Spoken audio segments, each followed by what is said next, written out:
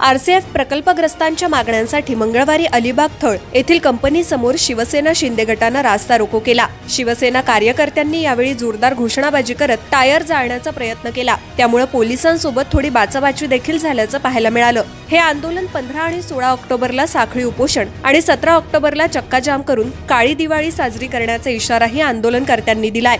अलिबागच्या थळ परिसरातील आरसीएफ प्रकल्प 36 वर्षांपासून सुरू आहे। या प्रकल्पासाठी 141 भूमिपुत्रांची जमीन कंपनीकडे देण्यात आली होती, मात्र शासनाच्या नियमांनुसार भूमिपुत्रांना तातडीनं नोकरी सामावून घ्यायला हवं होतं, परंतु कंपनीच्या धोरणांमुळे आजतागायत या मागणीची पूर्तता झाली नाही। मुख्यमंत्री देवेंद्र फडणवीस यांच्यासमोर दिलेला शब्द कंपनीनं पाळला नाही, असा आरोप आमदार महेंद्र दळवी यांनी केलाय। 40 वर्ष झाली, अजून किती वर्ष आम्ही वाट पाहायची? काहींना नोकऱ्या लागल्या, ते निवृत्त झालेत, अनेक प्रकल्पग्रस्त मयत झाले, मात्र आम्हा 141 जणांना अजून काम मिळालं नाही, अशी प्रतिक्रिया प्रकल्पग्रस्तांनी व्यक्त केली। तत्पूर्वी जिल्हा प्रशासनानं आमदार महेंद्र दळवी यांना आंदोलन मागे घेण्याची विनंती केली, परंतु ठोस तोडगा निघाल्याशिवाय आंदोलन मागे न घेण्याचा निर्णय घेत आमदार दळवी यांनी पुन्हा मोर्चास्थळ गाठलं। यानंतर कंपनी गेट समोरच्या रस्त्यावर शिवसैनिकांनी जोरदार घोषणाबाजी केली। काही कार्यकर्त्यांनी रस्त्यावर टायर जाळण्याचाही प्रयत्न केला, मात्र पोलिसांनी हस्तक्षेप केला। यामुळे शिवसैनिक आणि पोलिसांमध्ये शाब्दिक चकमक देखील झाली,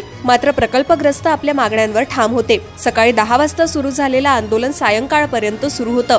या दरम्यान राज्याचे उद्योगमंत्री उदय सामंत यांनी आमदार महेंद्र दळवी यांना आंदोलन मागे घेण्याची सूचना केली। प्रकल्पग्रस्तांच्या रास्त मागण्या घेऊन मुख्यमंत्री आणि उपमुख्यमंत्री यांच्यासोबत बैठक घेऊन मार्ग काढू असं आश्वासन दिलं। यानंतर आंदोलन स्थगित करण्यात आलं, मात्र यानंतरही पुढील 2 दिवस 15 आणि 16 ऑक्टोबरला प्रकल्पग्रस्त साखळी उपोषण करणार आहेत। यानंतरही मार्ग नाही निघाला तर 17 ऑक्टोबरला चक्काजाम करण्याचा इशारा आमदार दळवी यांनी दिलाय। 17 ऑक्टोबरला आंदोलनादरम्यान उद्भवलेल्या परिस्थितीला आरसीएफ प्रशासन जबाबदार राहील, असा इशारा आमदार दळवी यांनी दिलाय। नोकऱ्या मिळाली पाहिजे आणि आमची भूमिका आहे। या संदर्भातलं निवेदनद्वारे मुख्यमंत्री मोदयांनी त्यांचं पत्र संबंधित विभागाचे मंत्री जे.पी. नड्डांना दिल्लीमध्ये दिलंय। मी स्वतः ते पत्र घेऊन गेलो, त्यांच्याशी 2 वेळा मी संवाद साधला।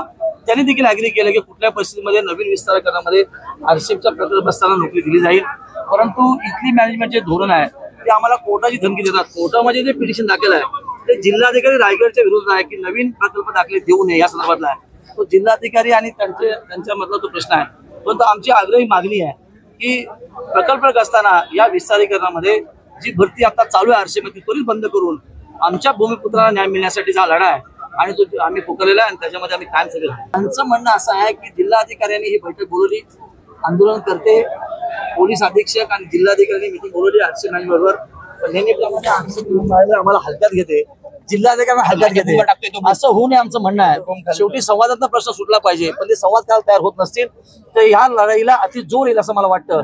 आरसीएफच्या आडमुठ धोरणामुळे मी संपूर्ण रस्ता किंवा आरसीएफचे सगळे कामगार हे याच्या पुढे मी घरी बसवणार आणि आरसीएफ कसं बंद होईल या संदर्भात उपाययोजना नक्की। आमची लढाई जारी तर राहणारच आहे। आम्ही साखळी उपोषण 2 दिवसासाठी केलंय, त्या आम्ही 17 तारखेच्या आंदोलनाची पूर्वतयारी करतो।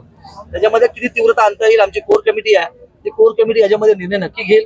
आणि कामगार क्षेत्राचा अभ्यास केला, मी कार्यकर्ता आहे, मी युनियन समाजाचा कार्यकर्ता आहे, टेक्निकल असल्यामुळे मी सगळ्या गोष्टी कायदेशीर बंद झालो। कुठेही कायद्याचं उल्लंघन न होताना, कायदा हातात न करताना जनतेला आम्ही दाखवून देऊ की आम्ही तुमच्या पाठी आहोत आणि येणारे जे रायगडमध्ये प्रकल्प आहेत याचं आम्ही नक्की स्वागत करतो, कारण आज बेरोजगारी वाढली आहे। त्या रोजगारीला खऱ्या अर्थाने मदतीचा हात देण्यासाठी येणाऱ्या प्रकल्पाचं आम्ही नेहमीच समर्थन केलं, अजय पुढे केलं जाईल। पण महाराष्ट्र सरकारचं धोरण 80% भूमिपुत्रांना त्याच्यामध्ये नोकऱ्या मिळायला पाहिजे, याच्याशी आम्ही कायम आहोत। पण त्याच्या पुढेही जे प्रकल्प बाधित शेतकरी आहेत त्यांच्या मुलांना किंवा त्यांना त्वरित ॲज इट इज नोकरी मिळाली पाहिजे, ही आमची भूमिका कायम राहणार आहे। याच्यामध्ये कुठेही सरकार विरोधी आंदोलन असं अजिबात नाही आहे। जनतेचा आवाज आहे, हा जनतेचा आवाज खऱ्या अर्थाने पोहोचवण्यासाठी आजचं हे रस्त्यावरचं आंदोलन। प्रकल्पग्रस्तांची मागणी एकच आहे, आमच्या जमिना गेल्यात, आमच्या बापजाद्यांच्या ज्या जमिना होत्या वाडवडिलांच्या त्या जमिना गेल्यात आणि त्याच्या बदल्यात आम्हाला शासनाकडून सर्टिफिकेट दिली। आज जी काय आतापर्यंत काय होती ती घेतली, पण उर्वरित जी शिल्लक आहेत माझ्या माहितीप्रमाणे 147 शिल्लक आहेत, ती आमची तुम्ही मुलं घ्या कामाला, एवढीच आमची मागणी। आम्ही आमच्या परीने आंदोलन करू। माझं या ठिकाणी एवढंच म्हणणं आहे, जी तुम्ही आम्हाला सर्टिफिकेट दिलीत ती काय त्याच्या बदल्यात आम्हाला नोकऱ्या पाहिजे आणि ह्या नोकऱ्या मिळवण्यासाठी आम्हाला जे जे करावं लागेल ते आम्ही नक्की करणार। आम्ही टोकाचा निर्णय सुद्धा घेणार, कारण ती सर्टिफिकेट दिली ते आमच्या मुलांना नोकरी लागण्यासाठी दिली। वर सुद्धा रायगड टाइम्स सर्च करा आणि पहा रायगडच्या कानाकोपऱ्यातील प्रत्येक बित्तम बातमी.